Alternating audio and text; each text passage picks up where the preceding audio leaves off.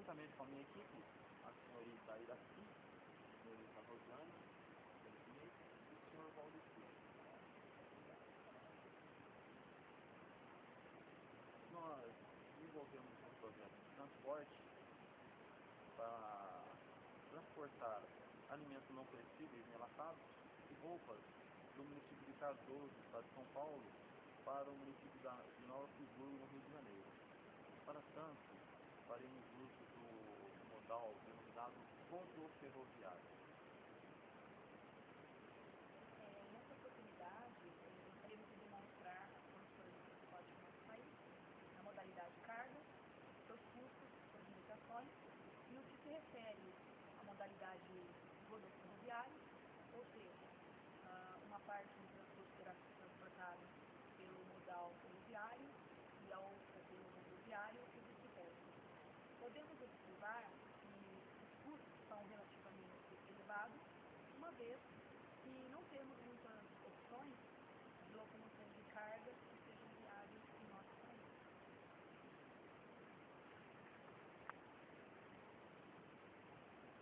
E também, para que possamos entender melhor todo esse quadro atual encontrado, o que se refere ao transporte ferroviário em particular, é interessante que retornemos à época dourada do café no nosso país, onde as ferrovias obtiveram seu auge e era responsável pelo transporte do ouro preto. Como ficou conhecido na época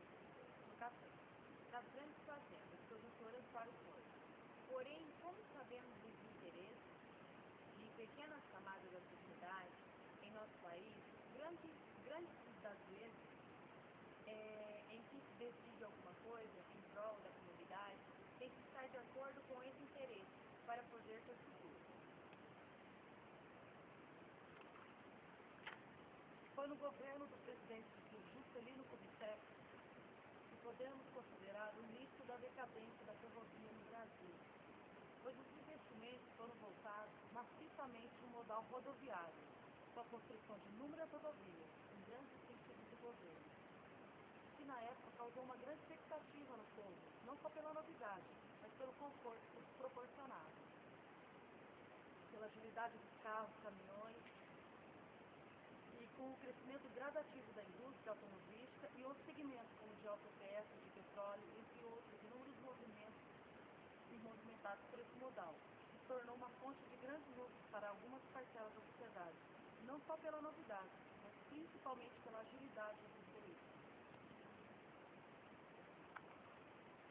Mas como toda rosa tem espinhos, com isso vieram também alguns itens que são inerentes à modalidade, e forma de administração que são a falta de investimento na conservação e finalização das rodovias, que acarretaram grandes problemas com o excesso de veículos, ocasionado pelo aumento da demanda, acarretando grandes condicionamentos, que se tornaram muito perigosas, e pela própria falta de investições para definir melhor as operações de transporte de mercadorias ou os modais disponíveis,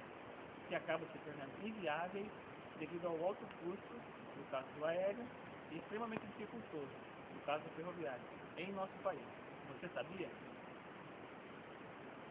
Que aqui no Brasil nós temos 5 medidas diferentes para as pistolas das composições ferroviárias, ou seja, as pistolas são a distância entre eixos,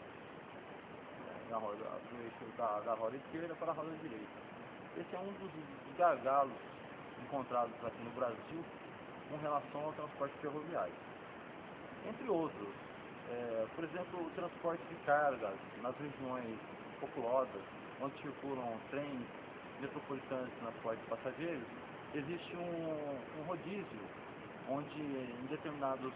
horários não é possível transitar os trens de carga. Isso dificulta muito o planejamento do transporte por este modal. Apesar de todas essas dificuldades, com a aproximação de eventos grandiosos, como Copa do Mundo, Olimpíadas, que serão realizados no nosso país, novamente as atenções estarão voltadas para esse tipo de transporte, a modalidade ferroviária. Por ser ecologicamente viável, por poluir menos, hoje se fala muito em aquecimento global, consumo sustentável, e nós esperamos que novamente a ferrovia venha a fazer parte de todo esse processo de transporte com o mesmo sucesso que outrora ela fez com o transporte do café. Para isso, nós estamos aqui,